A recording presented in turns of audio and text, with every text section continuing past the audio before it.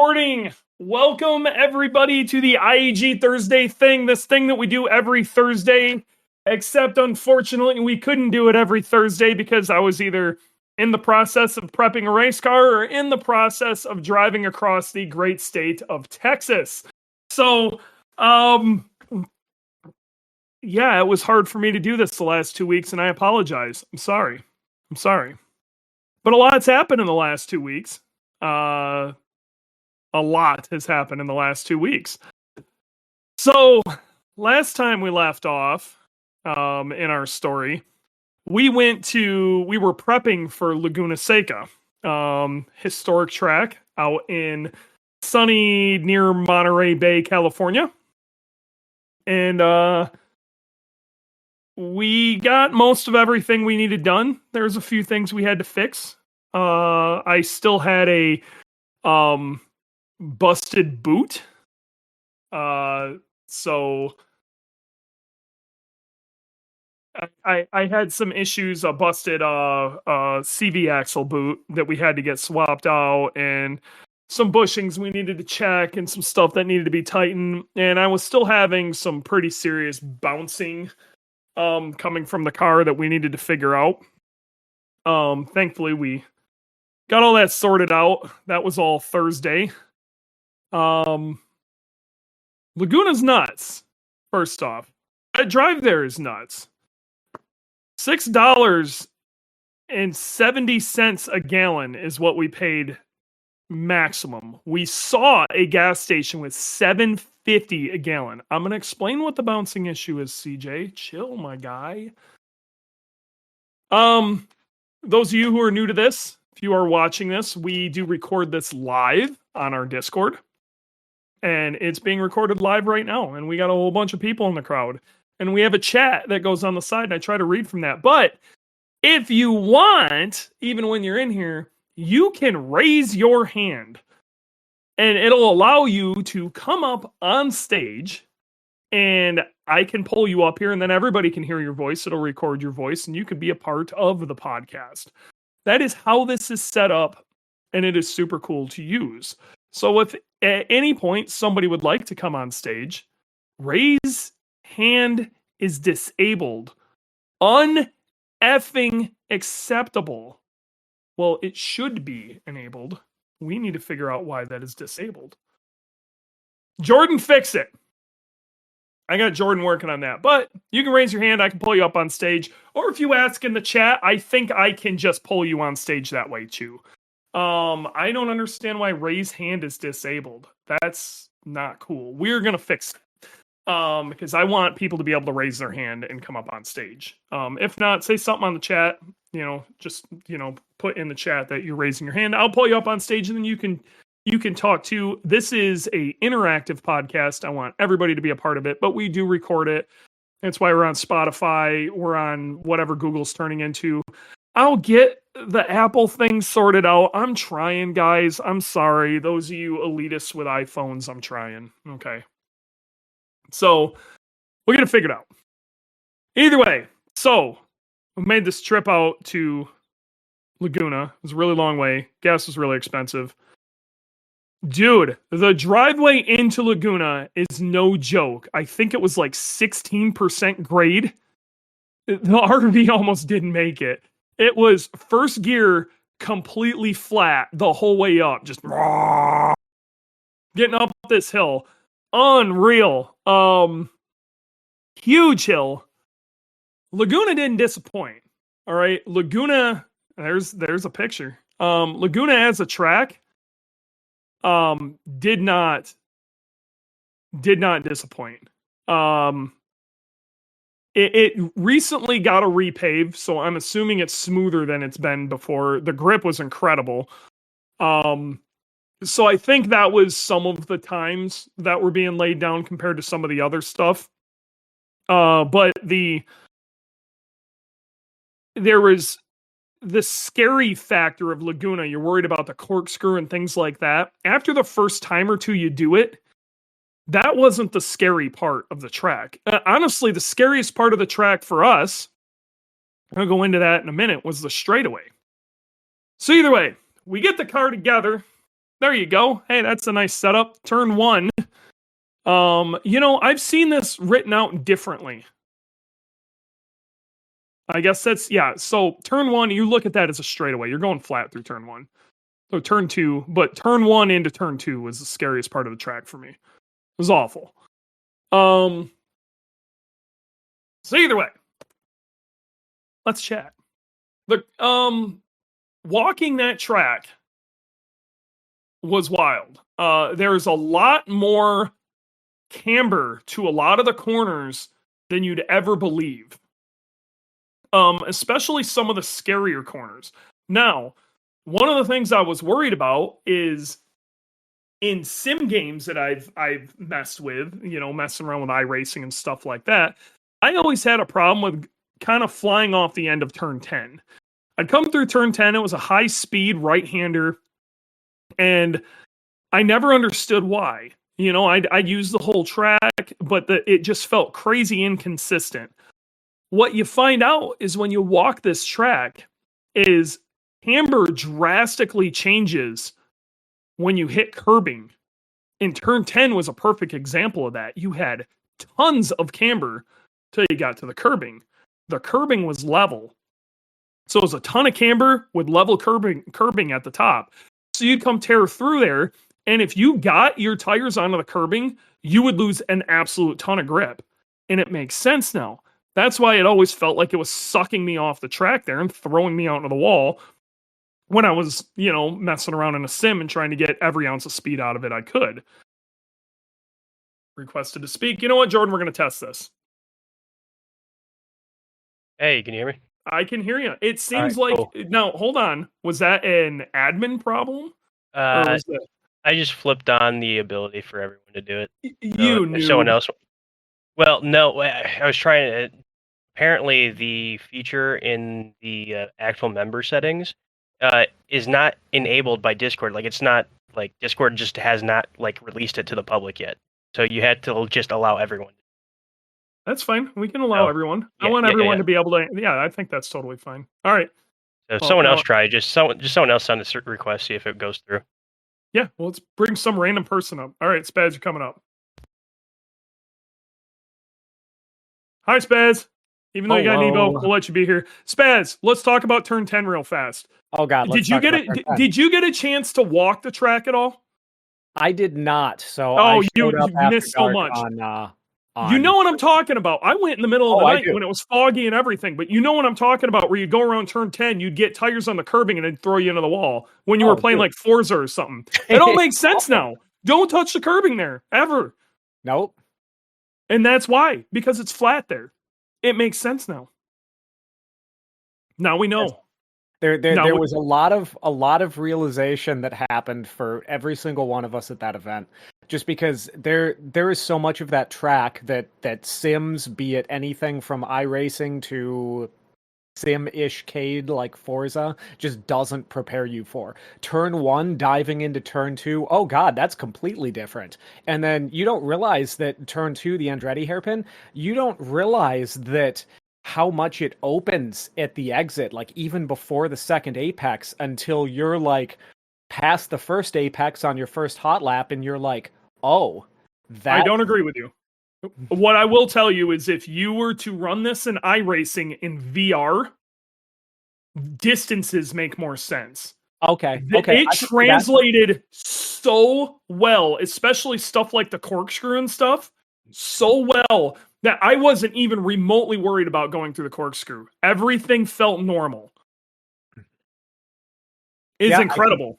I could definitely see that with VR, and that's I don't have anything VR, so I can't recommend it enough. That experience, guys. If you are trying to learn tracks, I understand VR might make you sick, but because you can see depth and distance, it changes everything. And I had never been to Laguna Seca in real life, and immediately picked it up. Well, we got a Mike and a Michael. All right, hold on. Let's see what we got. I hit go.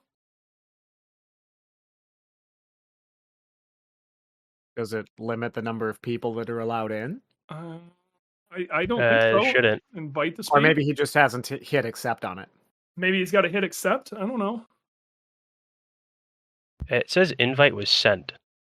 Okay. I sent another one, and he sent me one too. It was in the chat. It says his hand's up.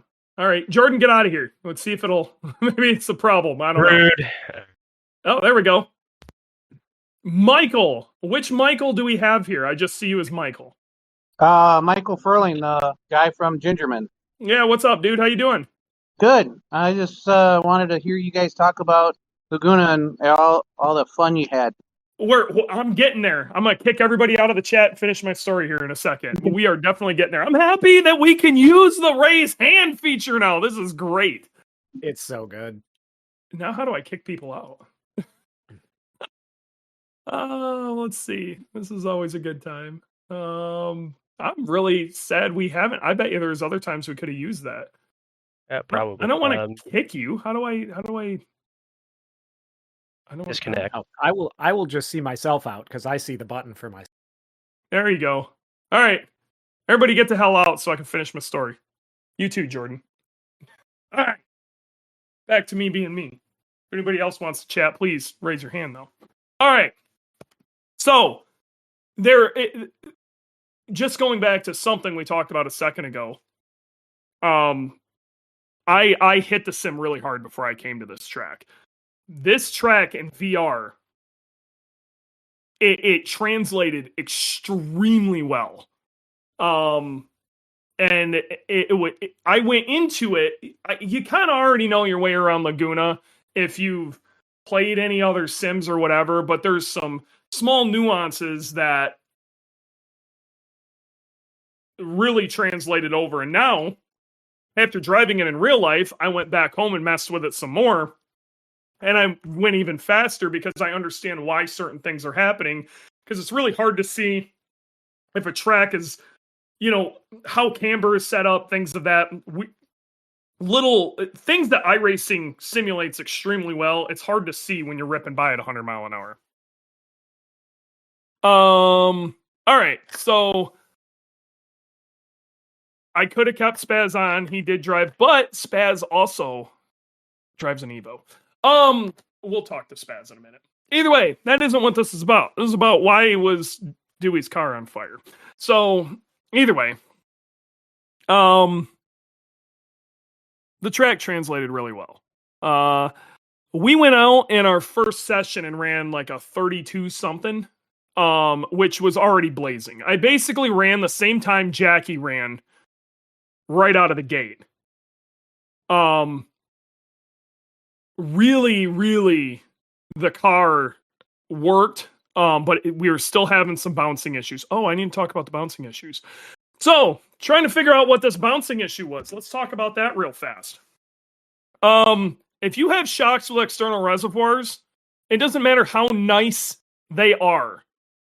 It doesn't matter how nice they are. You really need to keep a really close eye on the pressures in those reservoirs. Fortune will tell you this. KW will tell you this. Moton will tell you this. Penske will tell you this. Okay? Now, high-end race teams, they're going to have nitrogen there. If you don't have nitrogen, what you want, and what I found out, this is stuff I actually kind of learned. The right thing to fill it with is you go to a like bicycle shop, like mountain bikes, and they have pumps for the shocks. And it's just a little hand pump. And the pressures range from anywhere from like 45 or so to 200 pounds is what you need to put in it. Mine were at 0. And that's because I had not maintained that pressure. And that is what was going on. So basically, I had absolutely nothing. I had no compression dampening at all. Yeah, damping set to 0 on compression. So that explains the bouncing. The first thing we did was put what Fortune wanted us to put in for pressures, which was like 45, but they do it with nitrogen. All we had was air. We started at 45, went out. The car was massively better. Yes, let's talk about who got to help me out. So, after sitting and trying to figure this out between events, Dylan's like, hey man, let me talk to Mike Kojima. Now, he had met Mike Kojima helping Devin back in the day, Global Time Attack stuff. Mike was there helping with some Formula D stuff. And, you know, they got to talk and whatever, and they became friends, which is awesome for me because Mike Kojima is like my effing hero. Okay? So, like, I don't get geeked out a lot. It's funny how Dylan and I have two drastically different, like, friend groups, okay? Or drastically different people who we get geeked out about. I'm walking up to these drifter dudes like, hey, dude, like, you do drifting stuff. That's cool. Dylan's like, holy shit, these dudes are like gods. You know, he's really big into drifting, and that's cool. Mike Kojima's just some old guy to him that he happened to make friends with. Mike Kojima is a effing god to me. If it was not for Mike Kojima, I would not be here talking to you guys right now. I know Mike Kojima way before Moto IQ. He was the main editor for Sport Compact Car. Okay? Mike Kojima will forget more this week than you and I will ever learn. Okay? Mike Kojima's smart. And Mike Kojima immediately said, well, you got two ways, right? Like, yeah, he's like, have you checked the pressures in the reservoirs? And we're like, well, I mean, they were rebuilt this year. And he's like, so you haven't checked them at all this year? We're like, no. He's like, I guarantee they're empty. Sure shit, they were totally empty. So Mike brought out this little shock pump. Added what Fortune told us would be the right amount of air. The right amount of air, which was about 45 pounds, and it helped immensely. But Mike is like, man, that seems really low. Like a lot of the other shock companies, they recommend somewhere around 75 to 100 to start with. And a lot of them, you know, when you're tuning the shocks, because it's kind of like preloading, they'll go up to like 150 plus. So we went out for that first session. The car felt better, but it was still a little bouncy. In the rear, the car felt a little better. And like I said, we ran like a 132, which was screaming. Like I said, we ran essentially what Jackie ran when he was at that SCCA event, which was kind of my goal. If I could run what Jackie ran, I'd be stoked. Everything seemed to be working there. I was happy. I was super stoked about it. Now, I also think Jackie was on the old pavement too. So, there's a debate as far as how time works there. Okay. Which is why my lizard brain is a little hurt right now. So either way, the car felt good. It was still a little bouncy. When we came back in, what we did was just add more pressure. We got out for that second session. That was like the pristine time attack session, was that second practice session. The air was still really cool. The sun had come out and warmed up the track a little bit. So the track temps were up, but the air temps were down. And this was before the drifters had destroyed the track. It was really good. Went out there and ran a fairly imperfect lap and ran a 31.1. And I'm still astounded at how fast we went. Again, I can't stress this enough. This was without the car turned up. We did not turn the car up in any way. We're talking probably about 600, okay? How do you check the pressures? On that shock pump, it had a pressure gauge on it. That's how we were going to check the pressure. And I'm going to buy one of those shock pumps. If you have external reservoirs, buy one of those shock pumps. You'd be crazy. All right. Ronnie was asking, how do you check the pressures? So, yeah, the car felt immensely better. Most of the bouncing was gone. We probably could add a little more, but most of the bouncing was gone. I drove a pretty decent amount better. What I found out was in the first session, I thought the scary corner was going to be Let's go back up to the corner numbers so we all know what we're talking about. I thought the scary corner was going to be turn 9. Wasn't really worried about the corkscrew. Coming into this corkscrew was a little scary because I'm coming up the hill. I'm carrying a ton of speed, and the car gets a little light there, and I was worried ABS was going to freak out, which it did later on. But you're flying through 9, and I was worried that was going to be a problem. It was not at all. The car was totally planted there. It never once felt stupid through there. The scariest part of the track ended up being turn 1, which is basically the straightaway. Okay. You're flat out from turn 11 to the brake zone of turn 2. The problem with turn 1 is not only are you turning, but most of the cars, the fast guys that were around me were doing 125, 126 miles an hour. We were doing 144 to 145. We were going significantly faster than everybody else. It was funny because a lot of these West Coast guys, Mike Kojima being one of them, he came over and he's like, "You guys are so fast on the straights." And it's really wild how fast Boogey is, even not turned up. So yeah, we were screaming. So everybody else was getting light at like 100 and mid 120s going over the hill, basically turn 1. Their car's getting a little light, whatever. They aren't thinking much about it. We were spinning. I was having tire spin going over the hills. That hill. The problem with that is it gets so light that you'd come down on the other side, and you then have to slow the car down. And I gotta be real, I love Boogey and I love my EBC brakes, but I'm on street tires, and Subaru ABS is okay-ish, and I don't think it's 100% correct in the car.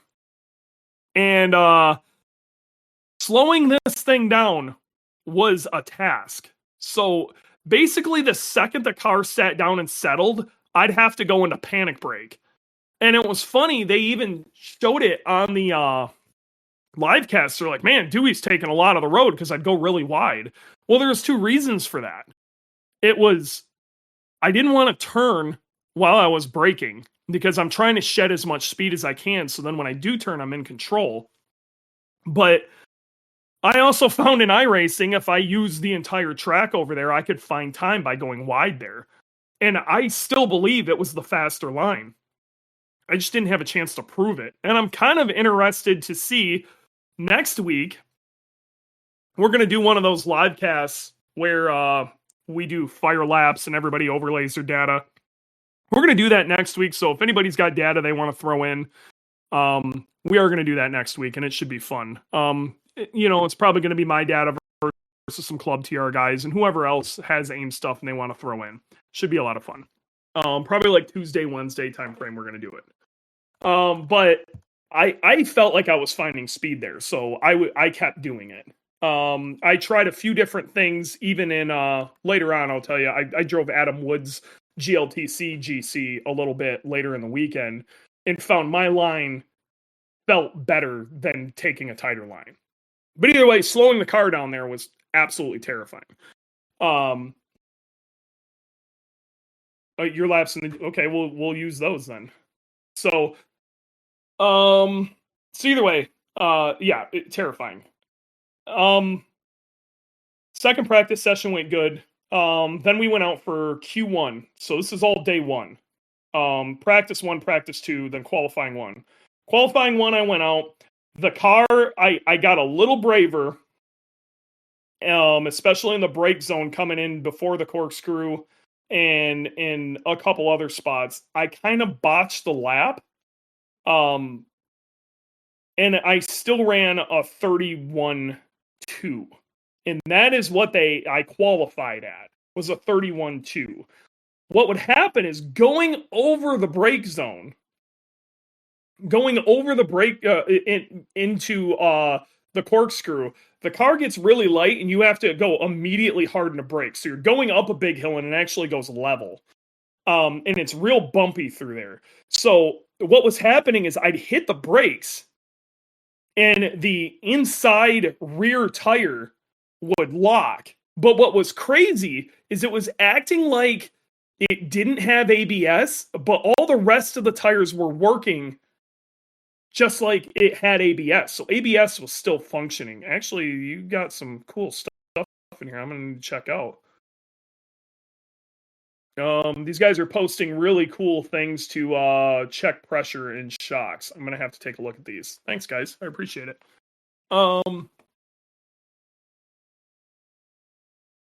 So this is why I don't think ABS is working 100% correct. Started messing up, doing some weird stuff, smoking tires. People thought I was like dropping oil. It wasn't. It was just tire smoke. I could smell it. That's why I'd stay into it, because I knew the smell of it. It was tire smoke. So then we qualified that night. We were going to make some changes. Okay. Over the evening, we cranked up the pressure in the shock bodies a little bit more. So the next morning, we were planning on going out, setting something pretty quick. I just wanted to make sure everything worked right. At this point, we were like 2 seconds in the lead. We honestly could have stopped, and we probably should have.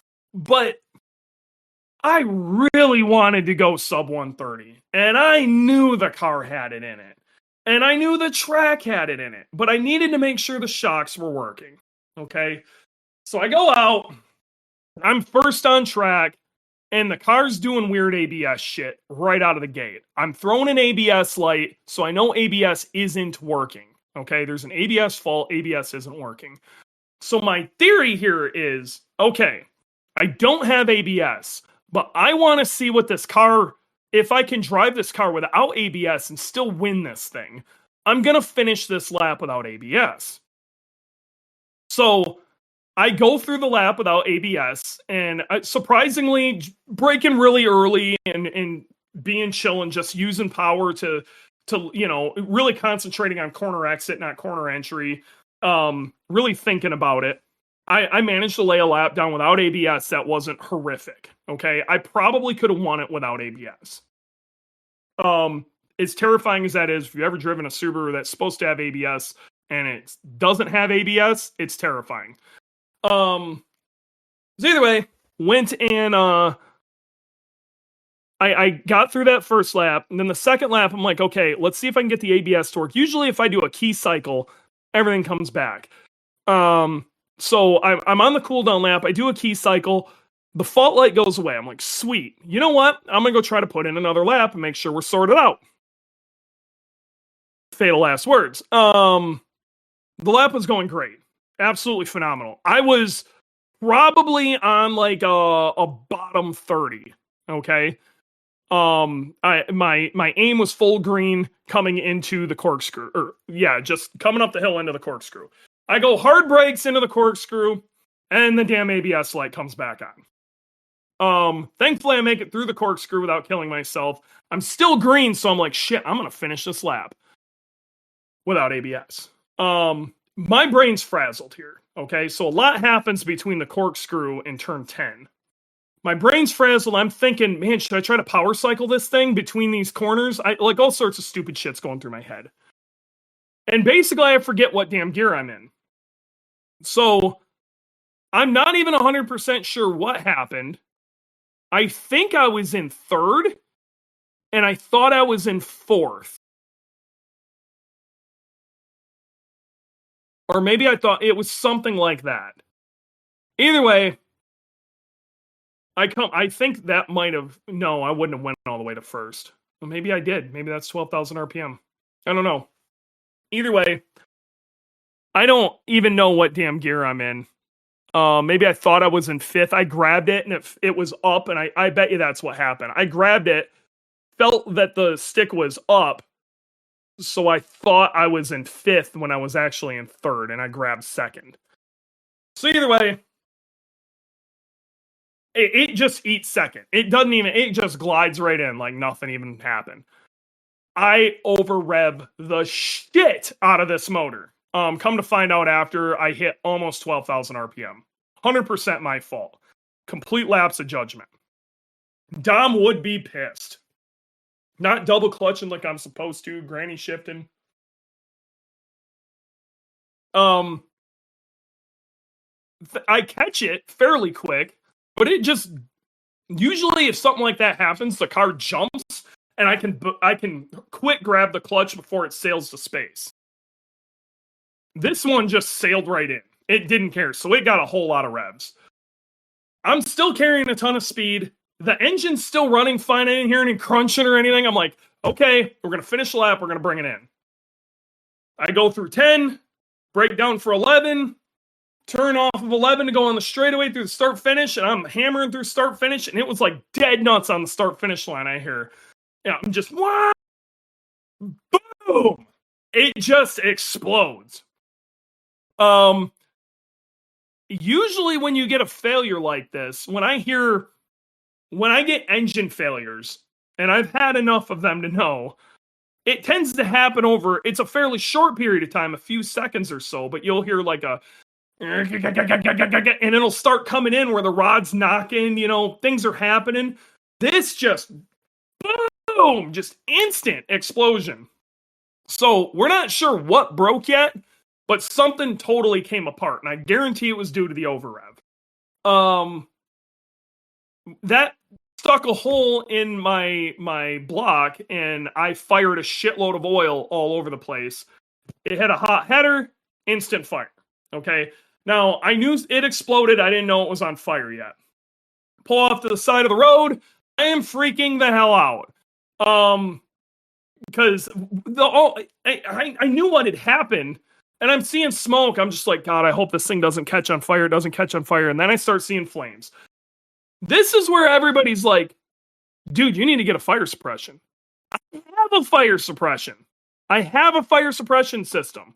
I pull the fire suppression system. Unfortunately, it's not quite pointed in the area it probably needs to be.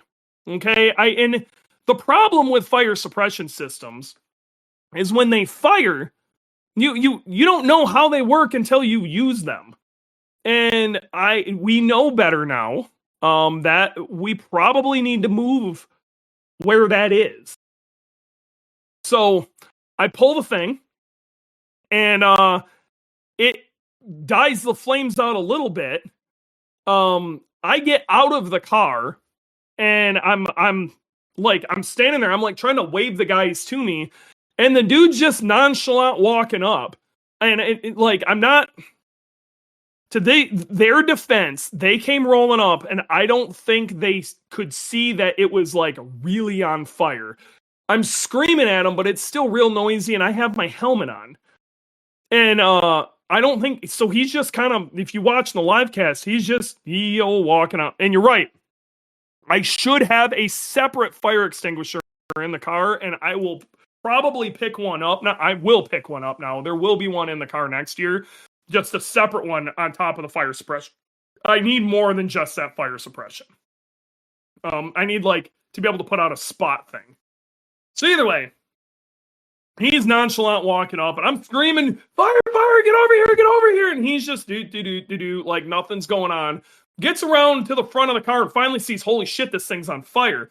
Then they start actually moving. And that's when they start spraying it and they put the thing out. I gotta be real, guys. The picture that I posted for the thumbnail and everything that you see on the live cast looks significantly worse than it actually was. Thankfully. One, it was on a side of the engine where there wasn't a ton over there that could melt immediately. I lost a little bit of wiring. Yeah, I think I got to replace a couple coil packs. Some gaskets over there went to shit. Other than that, it's really not bad. The things that did melt, my hood's kind of fucked up. Okay. And we're probably doing a different hood next year.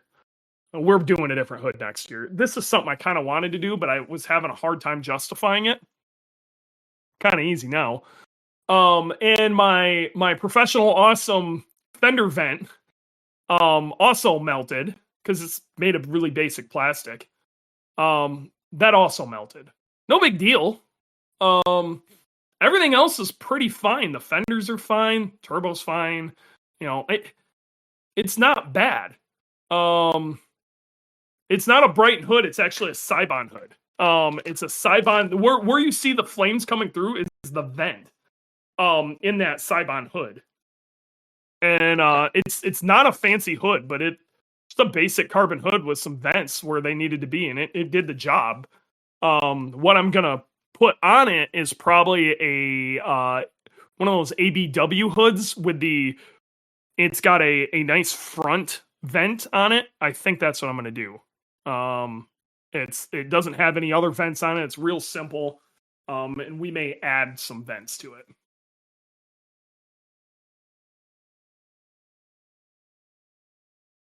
SEMA's going on this week. I don't know if you guys heard. Rick is at SEMA and he's posting all sorts of cool stuff.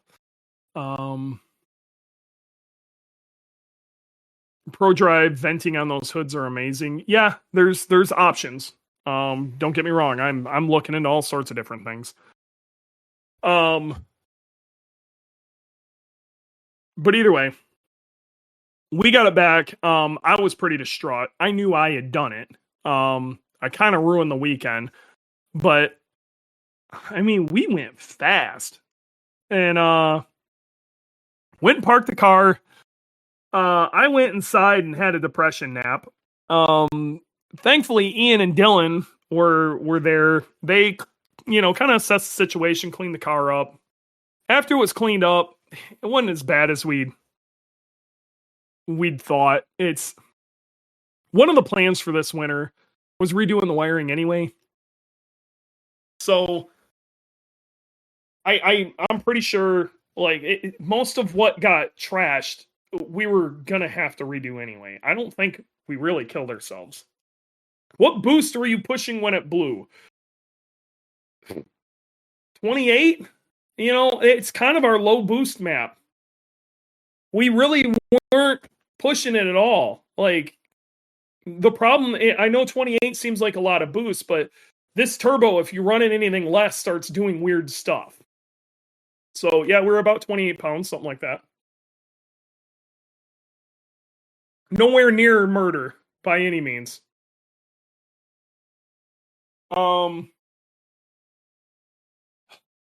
Yeah. Either way, I was pretty depressed. I'm not gonna lie.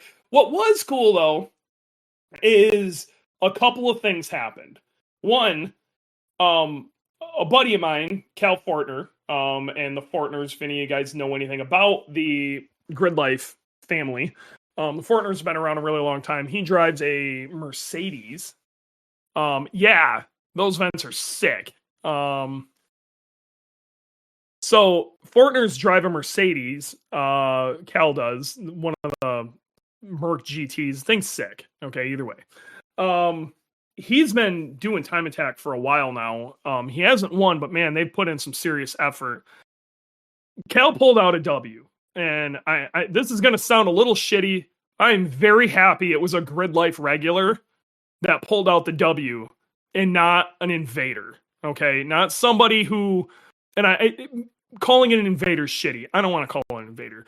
What I didn't want is somebody who had just showed up for their first time from another Time Attack organization coming in and winning. That would have sat really bad with me. Cal pulled the win out. It was really awesome, sticking him on our shoulders, bringing him up to the podium. It was great. It was almost as good as winning yourself, because it was a really good friend of you winning. Okay, that was one thing that happened. Seeing Cal win was great. But two, and this is actually kind of important. I don't think enough people realize how important this is. A Subaru-powered vehicle, okay, a Toyota GR86, one Club TR. One Club TR. A Subaru man, how many mics do we have in here now? We got Michael and Mike. Mike, which you just said hello all. Who are you, Mike? Which Mike are you? Amic! Great to have you in here. That's good because I want to chat with you. I want to know what happened on your situation too. So, honestly, the only bright spot for Subarus at this event, to be completely honest, was we got a really badass street mod record there that nobody's gonna just show up and beat. I can tell you that. So we ended up getting the record. So that's 5 wins and 5 records for the season. But seeing a Subaru powered car, Fez won Club TR with a Subaru powered GR86. And he's really not in his final form yet. That car's got some development left. I am absolutely so stoked that Fez won. I'm so stoked that Fez won. That is because that class has been dominated. I don't think there's been a car that didn't have a K series powering it win in like 2 years. And for it to be a Subaru that does it, it's big. It's really big. Okay, they really should just call it Club K because that's all it is. So we as a Subaru community should celebrate that. Fez winning that was massive. And he earned it. I watched some of his video. I was watching the podium sprint from the kink going up the hill. I forget what the turn number is, but he drove the shit out of that car. Okay. Definitely earned it. He even still has AC in that car.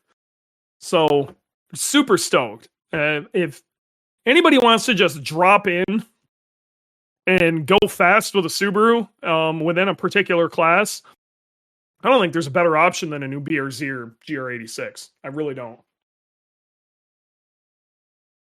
They don't get better. Those cars are so good. So good. Yeah. Super sick. Other than that, the weekend was great. The weather was nice and cool. We went camping. We went up to San Francisco and got some good food. And then we left, drove down to Tombstone, Arizona, did some cool Tombstone-y stuff. I'm a massive fan of that movie. And I've always wanted to go to that town, just kind of see the actual OK Corral and all that stuff. That was kind of fun. And then we drove our asses home. And it was a vacation. It was a hell of a vacation. Arizona's very dirty. Like, not like dusty, but like literally just garbage on the roads. I was really surprised at that. That kind of blows my mind at how gross Arizona is. And Texas is huge. Huge. Mike, you down to come on stage? I wouldn't mind chatting with you a little bit, bud. Let me see. Do you got any way to talk into your mic? Let me see if I can bring you up on here. Hold on. Where's the thing? Oh, it's so dumb.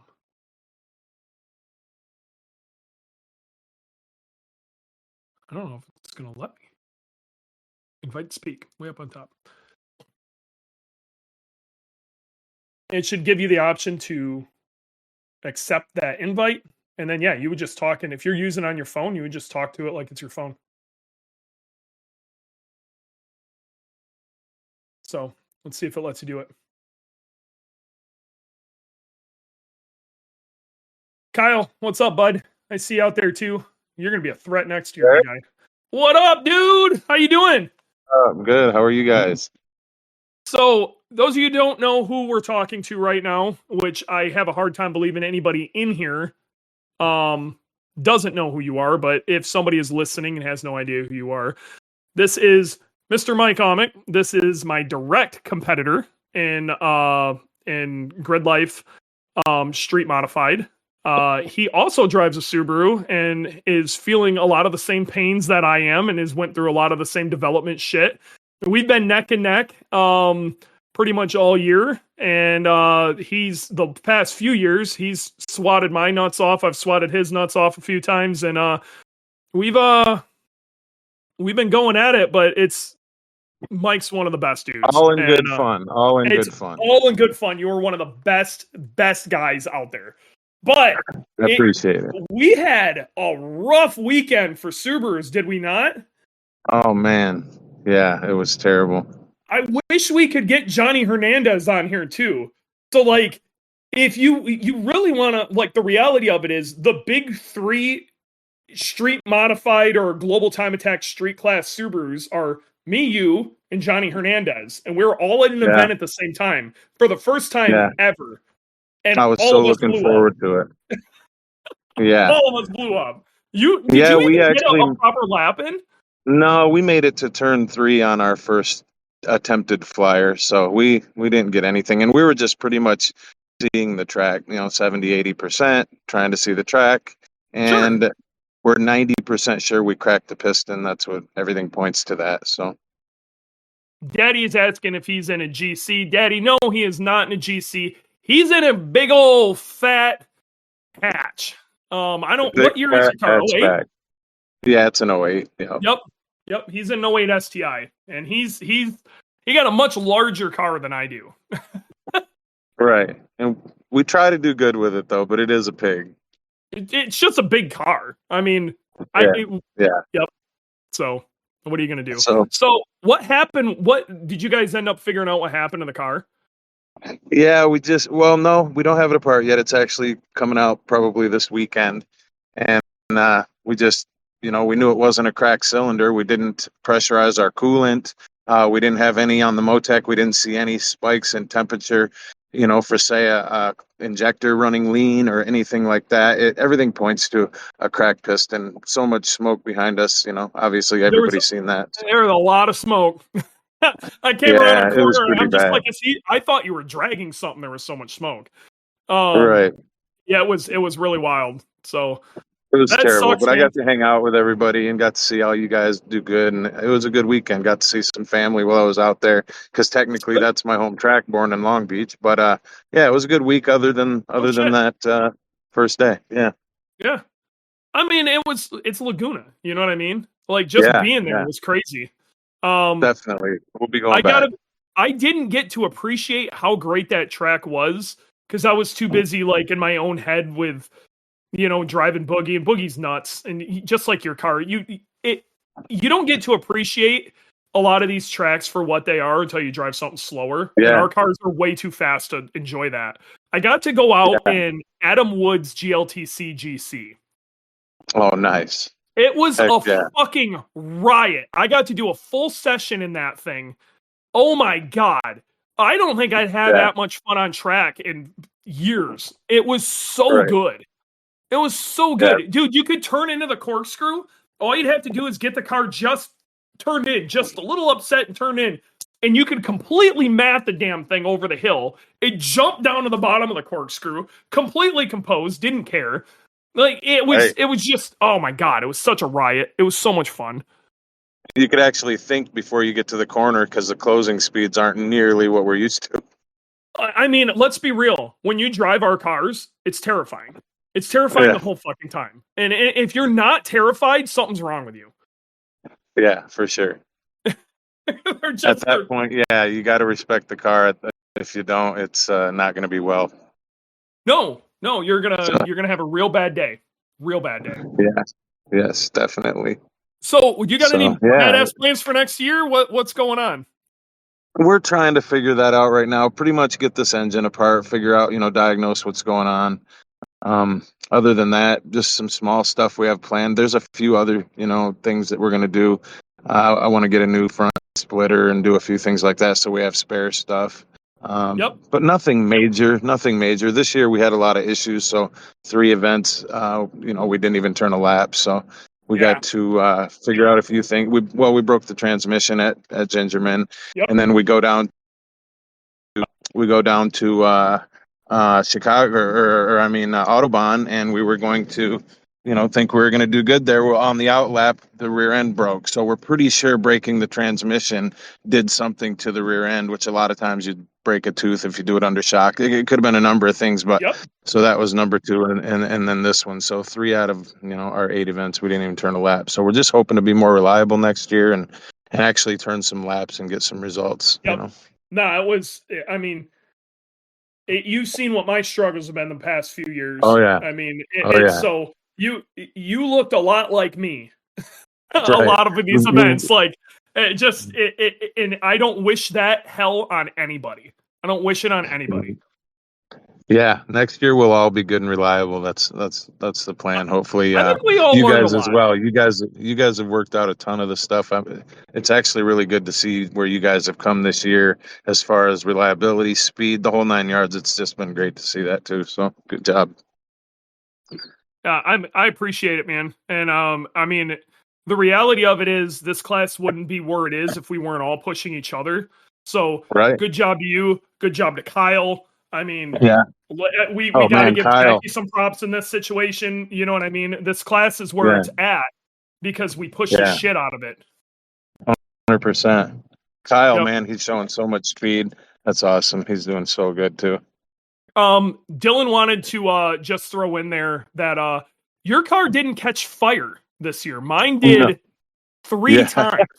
3 times. Twice at 4. So twice at that first event you and I were at together. Then one when I was at Midwest Fest, and then this one. Definitely that needs to, that's the scariest thing about this whole racing endeavor is the fire, and that's something we don't want to see. We have the fire record, Dylan says. Oh man. The record you don't want, but I don't want that record. So I'd love to have you on again. And let's just shoot the shit about Subaru Time Attack. And what I want to do is I want to have a conversation about modded older cars versus newer cars. And you and I are going to be, we've taken the modded older car approach, and the stuff that you have to do to keep up with some of these newer cars when you're trying to build a race car. Okay. Right. When you're trying to turn the same lap as somebody like Cal, who's got, or Jackie, or even Kyle. I'm going to bitch at Kyle because he's in here. Fuck you, Kyle. Modern nannies are a benefit. I agree with that. Like they've got God tier ABS, which you have now. Yeah. But you and I got to row our own gears. We got 3 pedals we're dealing with. There's a lot to it. We're also dealing with fairly small displacement, fairly large turbos. They're getting a little wider power band out of it because they got 3. What are the Supras? 3.5 liter now, something like that. Yeah, they got a ton more displacement to play with, to spool turbos. Their head design's great. 3 liter, I guess. There. Either way. It is a 3 liter. Yeah.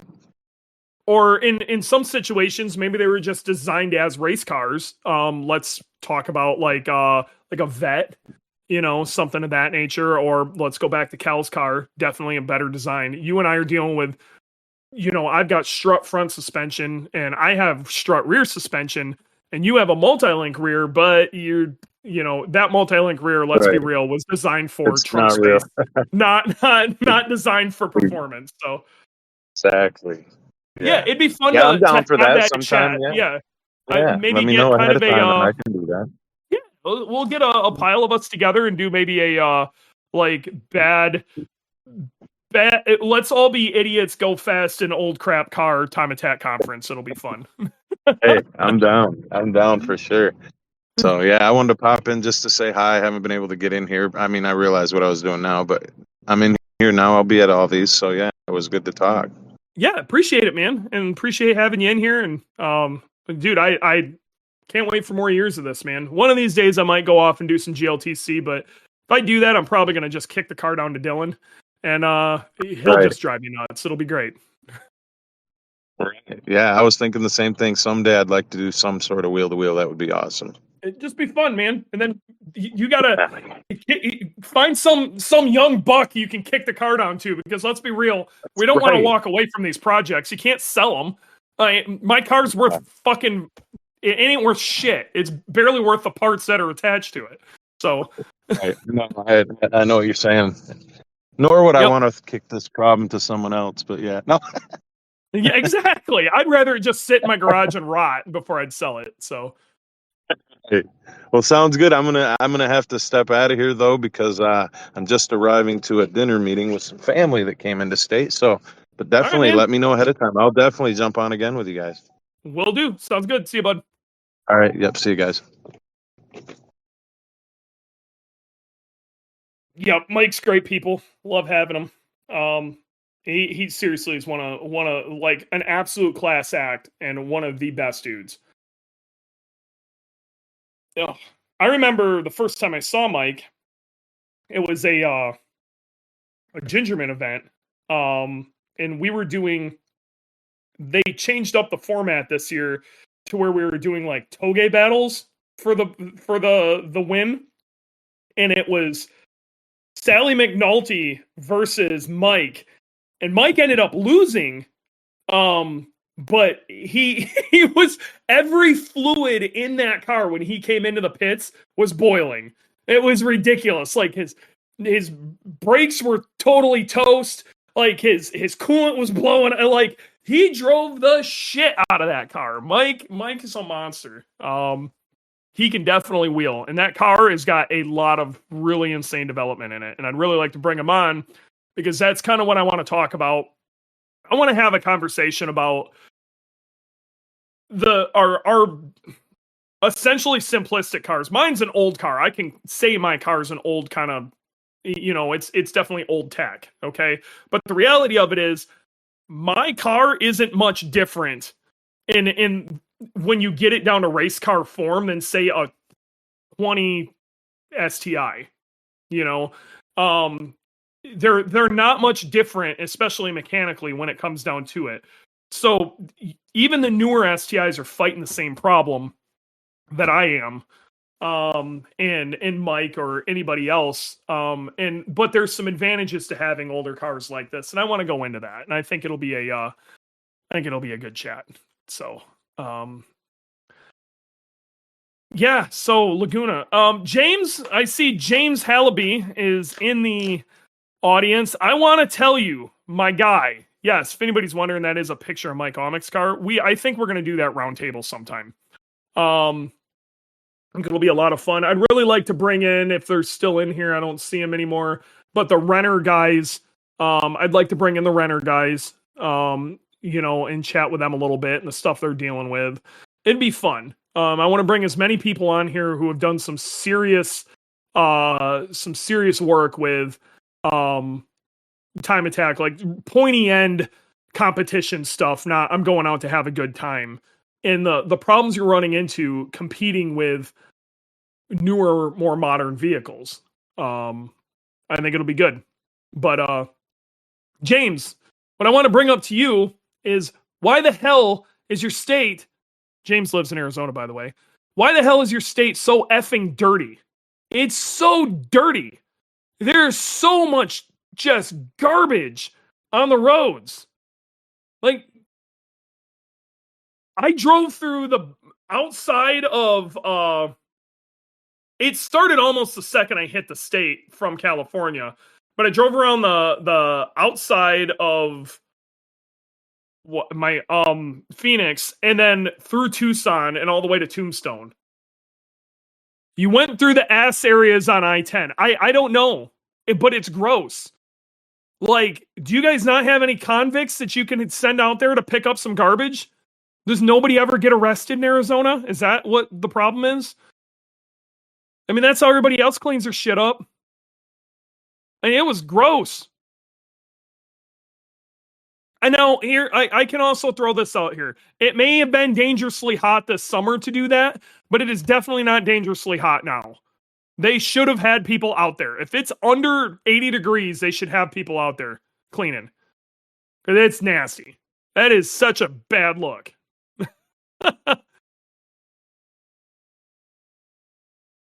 It's just California's fucking our shit up. Yeah, you probably ain't wrong. Good God, gas was expensive. Good God. So, I'm going to kind of open the floor up for questions. In the meantime, what I want to talk about is plans for next year for Boogey. We got to get the motor apart. Got to see what's going on. Here's what I can tell you. Joe didn't mess around. Dylan, invite to speak. Yes, I would love to. Hello. Yo, you want to talk about next year? Hold on. I got technical difficulties. Okay.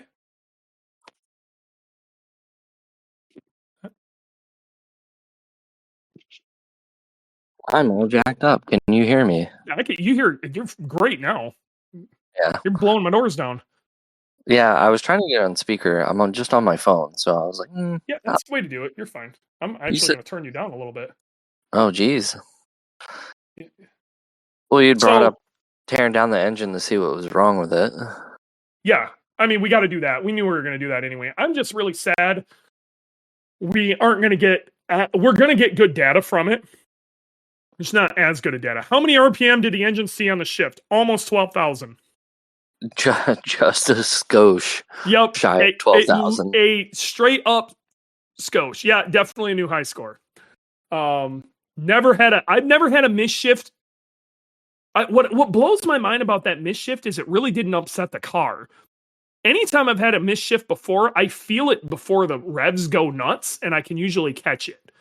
It basically, I can start feeling it before I even let the clutch fully out. I'm like, this don't feel right. And I push the clutch back in. Yeah, I think it was a 3-2. I gotta be real, a lot was happening at that point. A 3-2 is the only thing that makes any sense.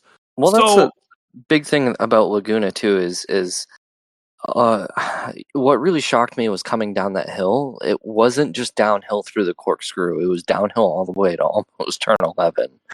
Yeah. Dude, how crazy would it have been to like sit on a skateboard and go down there? Yeah, I would. It's a hill. A hill's an understatement. Like, yeah, a small mountain. Small mountain. Yeah, it's something else. So, kind of after having walked the track with you and thinking about where everything happened and went down, I mean, I can only imagine trying to grab fourth coming out of that turn and, just things getting a little squirrely, so. Yeah. Yep, and that's really what it was I was going, my brain was either, I had to have been going for fourth, and I just grabbed second because I was like just geeked out of my mind. Either way. So we got to pull the motor apart. We got to see what happened. I'm happy. It could have been worse, the fire, but I'm really sad that we're not going to get quite as good a data from that engine as we wanted. Because we made some pretty good changes on that engine. Even if we just copy what we did again, that was a killer formula. Right. We're always trying to improve. As much as not getting data like from a teardown, we still did get a lot of good data from what we've been seeing since we put that motor in. Oil pressures have been a lot better. Data logs have been looking a lot better. Temps have been looking a lot better. And so, though we didn't get the data yet out of the engine when we tear it apart, and things are going to be a little bit skewed because of the rod letting go, most likely. I'm assuming, my theory is the rod bolts let go. But because of that, I mean, we still get a lot of other good data, and you're not wrong. I mean, we can literally just copy and paste what we had before and make minor adjustments, and I think we're going to be golden. Yeah, I think we're going to be right there. One of the things we wanted to do was, my wiring is based off of a kind of do-it-yourself Haltech wiring kit, and we were already talking about redoing the wiring. Some of the wiring did get cooked. Okay, it happened. But I think that was something we were already kind of planning on redoing anyway. So, like, that's not the end of the world. As far as that fire goes, I'm a little sad about the hood because it wasn't something I immediately wanted to tackle, but it was something I wanted to do anyway. Yeah. Other than that, the car's really not in that bad a shape. Yeah, we really got to get up in that right front fender as well. There was a lot of fire up in there, so there's wiring to think of in there, as well as coilover, but probably send those out to get a good rebuild refresh from Fortune anyways. And as hectic as Laguna was, we still get a lot of great data and learned a lot. I'm just thankful we got there, without the pressure of having to win. Yeah. And speaking with the championship and being able to just kind of go out and actually have fun for a weekend. And that's the one thing that, like, this sucked, and it sucked in the moment. And we ran around and things sucked for a couple hours. But then we, like, started having fun again. Man, how long did we talk to Rob Dahm? Like, fucking 2 hours? Talking about how to fix his car? Like, what can we do to make his car competitive? Yeah. So we had a good time. Buzz around the paddocks for once. Usually we're too busy in between sessions and kind of just focusing on our A game, and we actually get the until we get the car situated and kind of came had our Jesus moment and came back to reality, and we get to kind of buzz around, see what everyone else was doing, watch everyone else have a great time and hang out. And then it felt pretty amazing to watch Cal and the Fortners win. That was probably the highlight of my weekend, to be honest. Yeah, I mean they're great people. You know what I mean? That's track family. So I got when I was in Tombstone, I picked up a badge that says U.S. Bounty Hunter. I think that is we're still pirates, but I want to go hunting records next year. What's your feeling on that? I've been thinking about it, and I haven't come up with a solid one yet, because I don't know if the pirate thing will transition in the next season. Yes, Tombstone, Arizona. James. But I don't know. I mean, the whole pirate thing just kind of happened, so we'll see. I mean, maybe I think it just got to kind of be organic. But what I'm trying to get at though is, I really want to go sub 130 on Gingerman, and I want to do it before anybody else does it. Yeah, I mean, that's a big goal, and luckily, I mean, we. Especially with some of the events this year, how successful we were with them, we kind of started to develop a formula that worked with the car. Not just on your end, and not as a team end, but also as the car end. You know what I mean? Like, we kind of figured what worked with the car, what setup worked with what track, and even down to the tire pressures, based off of new or used tires and temps out. So all that data, kind of get compiled, and kind of, I've been writing stuff down after the season now, and a little book that I got, and got a lot of good info in there after Laguna, and working with Mike was pretty awesome. That was pretty great. Taught us a lot on the quick side of things. James is asking, do you have tire pressure and temp monitors? No. What we do is when we come in off the track, we do check tire pressures.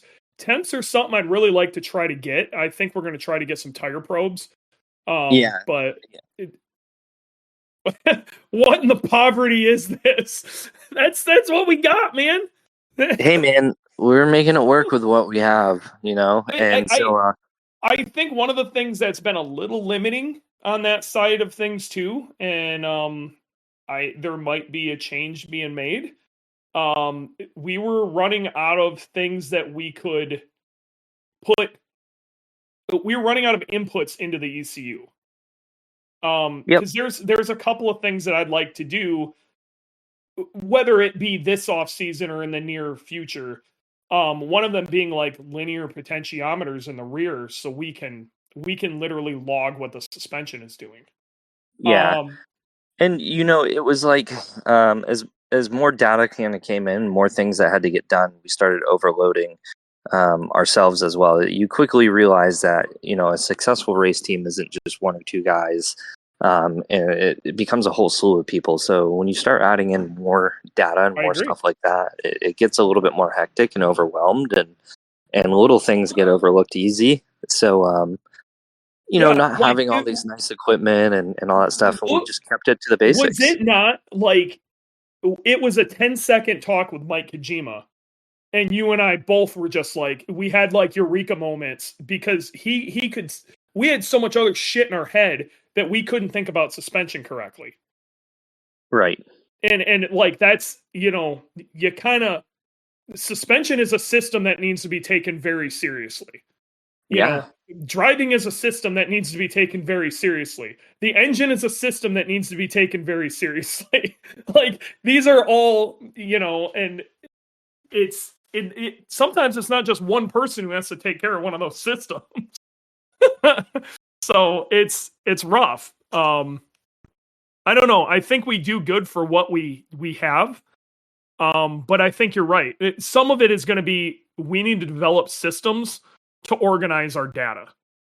Yeah, and like Mike was saying earlier too, is shooting for reliability too. The more stuff that we can keep off our hands, the better and more improvement. And I feel like that's what they're going to be shooting for. They seem to have a good idea what they need to do with the car. And honestly, it was really awesome hearing Mike on here. I'm glad he jumped on. But I mean, that car is so fast. It is so fast. It is so fast. That car is very, very well developed. It's very fast. Yeah, I'm curious to see what they do with the front splitter. I know you were saying they were looking. I'm going to tell you right now, they ain't standing still. Okay, no. And it is. Mike's playing nice. All right, I'm going to tell you right now, that car will be faster next year. It won't be just status quo, but more reliable. It's going to be faster. And then you have Kyle, who I don't know if still in here or not. But no, it doesn't look like he is. But either way, Kyle will be faster. Kyle will be faster. Okay. And then Super K, there's a lot of rumors of Super K coming back. Super K was nuts then. If they've got that car figured out, it's going to be batshit. Like, shit's going to get crazy. Yeah, I mean, I'm excited to see what comes to the table this winter. Honestly, this is also the first time I've had the target on my back, or now it's our back. I've never had the target on our back. I've always been the one doing the shooting. Yeah, and we can have, I think, better mentality to have would just be go back shooting. I mean, what have we been saying all year? Yep. Winners focus on winning, losers focus on winners. You know what I mean? Yeah. Like, we need to focus on winning. So we're just going to figure out how to go faster. Worrying about what they're doing isn't going to make us go faster. And honestly, me worrying about what other people were doing, I think actually slowed the development of the car down for a couple of years. That was one of the things that I think you subconsciously brought to the program because you hadn't been a part of it for until recently. Of like it was a fresh look at things. Like, let's worry about us. Don't worry about that. Yeah, and not only that, but it was and time again, I'll say it as just getting your hands off the wrenches, and developing that one more step of able for you to go over data. I mean, just call it how it is, man. Just just call it straight. Hey, dude, you're not a mechanic. Yeah, and well, no, not only that, but man, I'm not a mechanic. Yeah, no, you're not. But I mean, how many times did I kick you in the butt and be like, "Hey, man, did you go over data yet? Did you go over data yet? Where can you go faster to go over data? Make yourself go faster. I'll work on the car." I mean, how many times did you pull up and I checked tire pressures in the hot pits? I'm like, how did it feel? And you're like, good. And then get in the car and it's literally, I'm asking you, but how did it feel? How did it feel? How did it feel? Even if we've won the event, like, okay, I'm glad we won, but how did the car feel? One thing that's bugging me, and it's like I'm seeing it from trying to go through some Laguna footage, is I don't have any Laguna footage.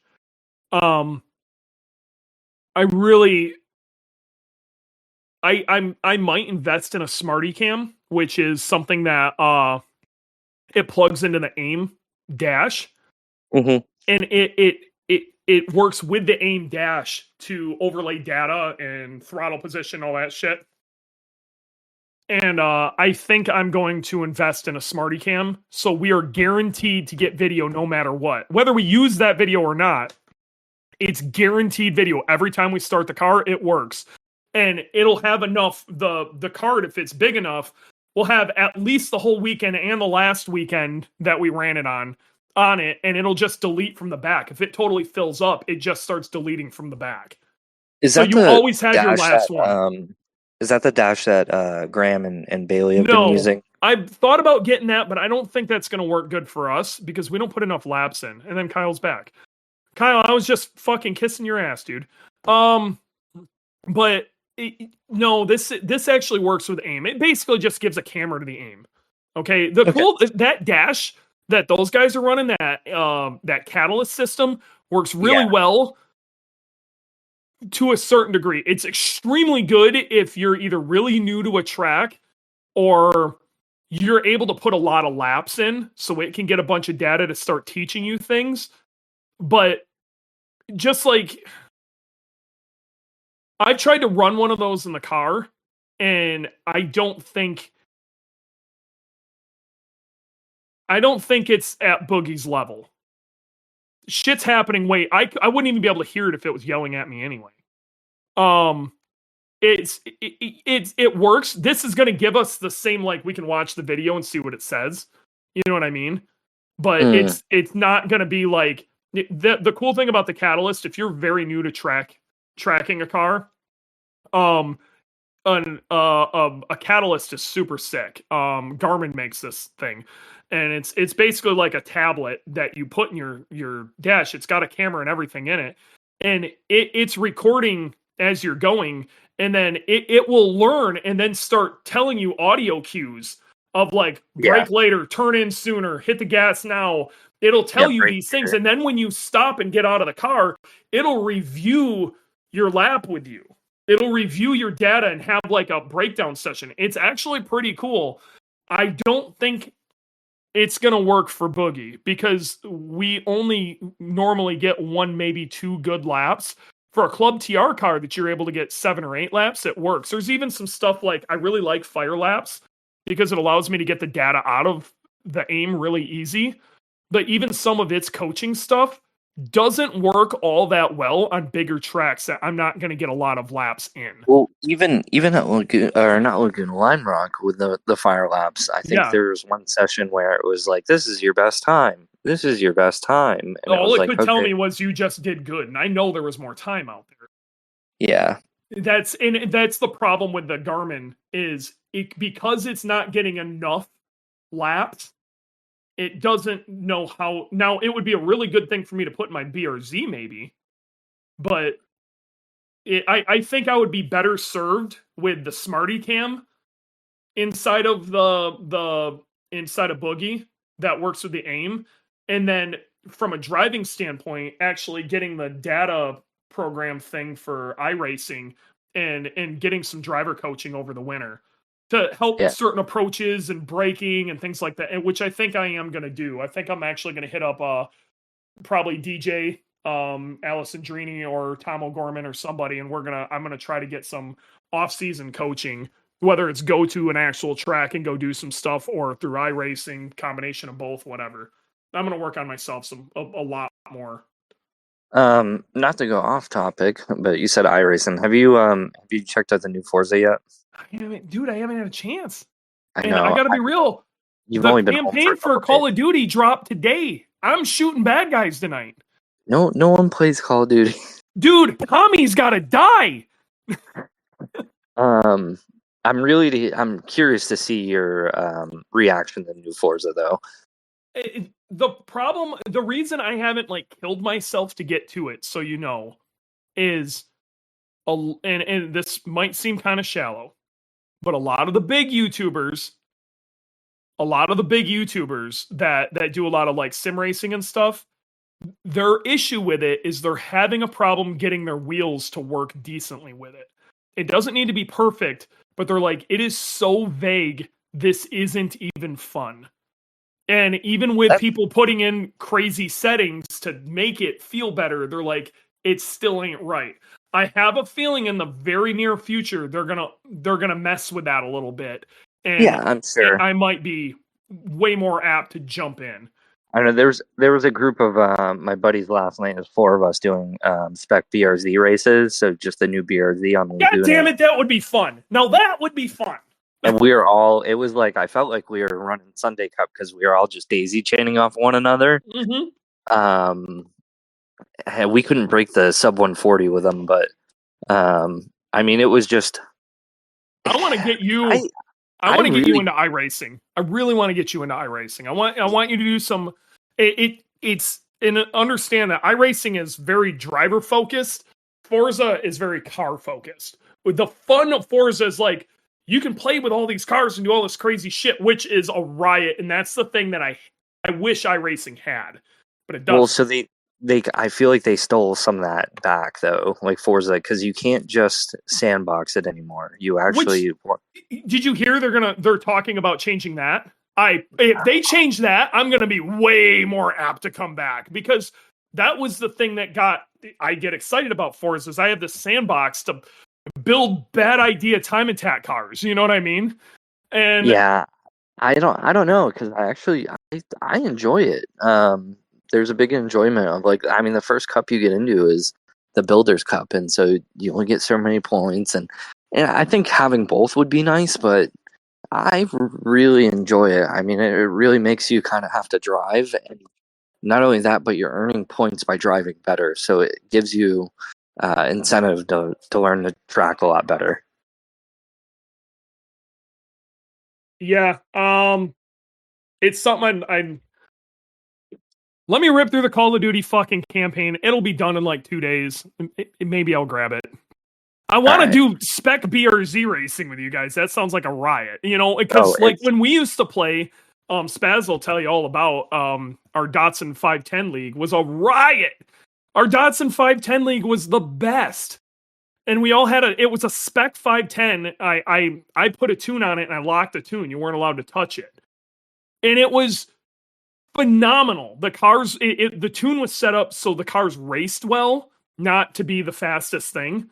And oh my god, 5 Dimes was amazing. Josh Gregg was a part of that. Dude, 5 Dimes was nuts. And the format we did for 5 Dimes really made it good too, because it was team racing. So every team had 4 people on there, and we scored it like it was cross country racing.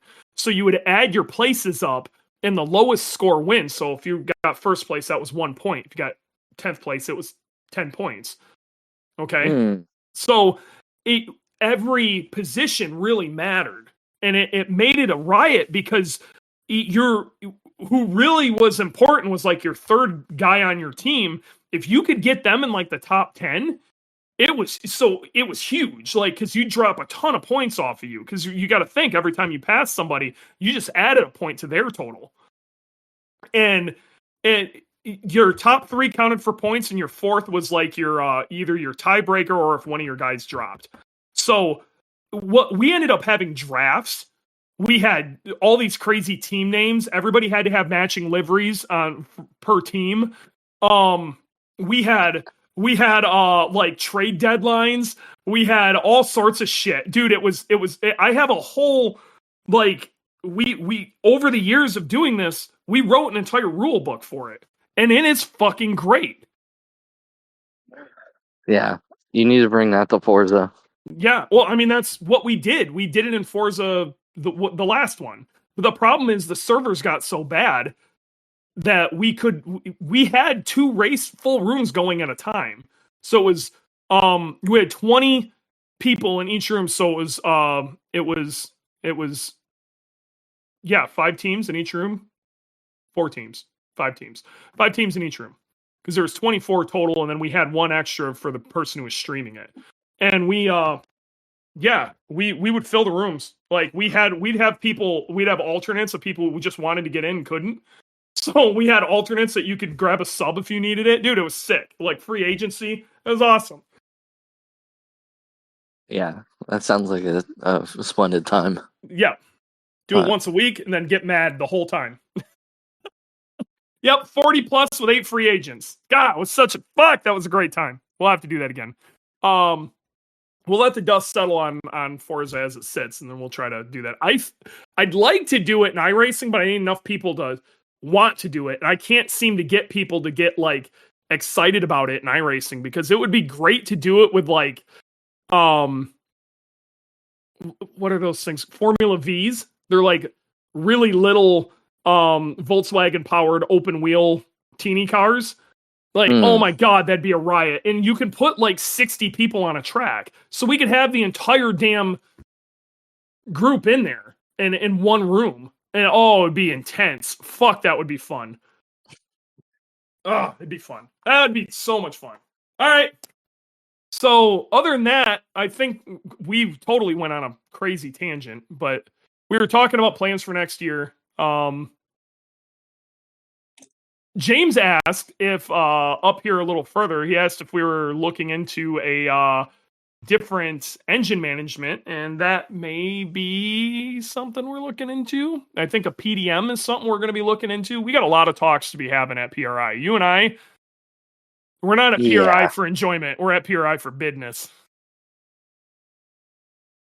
It's still going to be enjoyable. PRI is great.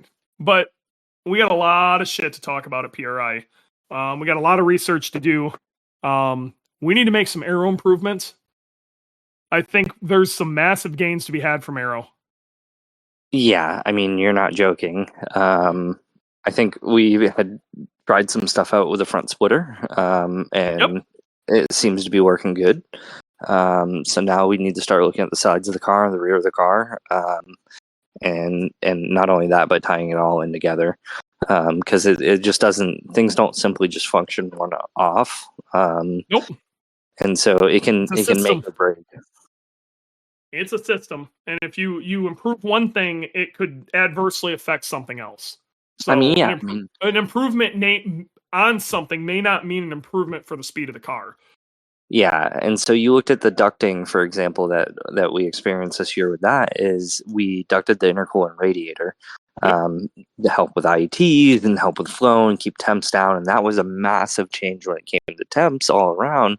But then we also experienced something that we hadn't before, and the hood was shaking. That's why we started taping the hood announced to everybody. Was just trying to. It seemed to make the situation better, so it was just cheap to fix. Cheap to tape the hood seams, and let that air kind of do its thing. So that is something we have to look at for next year is why, what's creating a high pressure zone up there, and how do we need to get it out of the hood? Do we need more vents in the hood? Do we need to direct the air better? And ABW, bud. I know the hood we're going to get. Yep. And it's going to put a vent right where we need it. Yep. So. Yep. All right, my guy. Yeah. I think we're gonna call it. This was like I said. If anybody's got any questions, hit me up. Oh, that is Rick with DRP. Hi, Rick. How you doing, bud? Rick's down there doing God's work with his 22 WRX. I've been taking it to the track all over the damn place. So I'm hoping he can make it out to a time attack event or two. I wish he'd listen to me and put that damn car in street. It'd be an absolute weapon in street, my guy. But he didn't want to hear me. He wants to do big turbo stuff, and he wants to come play in street mod. And well, good luck. Oh man, good luck. Yeah, track mod. All right. Well, I'm happy you got the money for that. Bust out that sequential cash. You can put the big tires on it though. You can get the car pretty much as light as you want. Also, track mod's cool. You have a good time in track mod. Honestly, you can go. If I almost tell people you're smarter skipping street mod and going straight to track mod.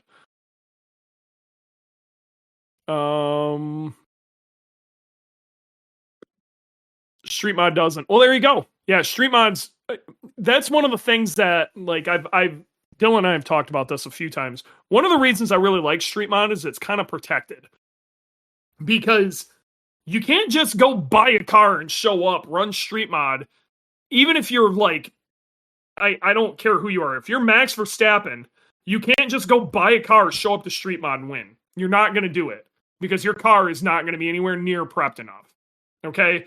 And on the flip side of things, you can't just have some ridiculously crazy, you can't throw money at a car and expect to win Street Mod unless you're a decent driver. Okay, so you have two directions that you have to have a car that's built for this, and you have to be one hell of a driver. I have no idea what the role was. There's no Street Mod is its own animal. You're not able to. It is a very high prep class, and the driving is like top tier now. So it's protected, and you have to modify a car specifically for Grid Life Street Mod to compete in Street Mod. Like Track Mod is pretty open to a lot of stuff, or you have something like Street GT. You really can't do much to the car. You need to be one hell of a driver to win that. You got like Ito Waxman is going to just mop the floor with you. It's brutal. Honestly, Mr. Butler is saying I should go down there and drive the BRZ in Florida over the winter. I would kind of like to go down there and maybe look into that. That would be fun. I saw you guys got a Lotus. Loaded up a Lotus. Let me know if that's on the menu. I would love to go down and check that out. That's been a little dream of mine for a while. So yeah, all right. I wouldn't mind traveling down south this winter. You want to go down there? Maybe we can turn some laps at Anger and something. At a minimum, I could bring my BRZ and we'll just go beat that thing up. Yeah, sounds like a good time. I get the Outback running. I mean, I'm literally just trying to get the Outback running, not only to drive on the streets, but to pick up some small events. So yeah, let's see what's going on. Maybe this winter we'll head down there and do some Brainerd stuff. Sounds not like Brainerd. good time. I don't know why I'm thinking about Brainerd. Oh, because we were talking about something the other day. Not Brainerd. What is their the Firm? Is it the Firm? Where do you guys go? Yeah, the Firm. Yeah, no, we're not going to Fargo. Yeah, so yeah, the Firm or Sebring. Yeah, that would be. I want to come hang out in Brainerd, but that's not happening anytime soon. You guys just got like 18 feet of snow or something. Hey guys, it's been real. It's been fun. It's been real fun. Let's do this next week. I don't know. I got to figure out what the topic's going to be for next week. But thank you guys for support. All the support. The amount of people like hit me up after the fire, wondering what was going on or whatever. I appreciate you. If I didn't get back to all of you, I'm sorry. I got just blown up. I tried to get back to a bunch of you, and then I got real depressed and had to go take a nap. So I was busy playing Johnny Cash out in the pits. Yeah, you were. It's funny. Yeah, so it's been good. All right, man. BRZ races. Let's go. Let's go. All right. Have a good week, all. Yep. See you guys.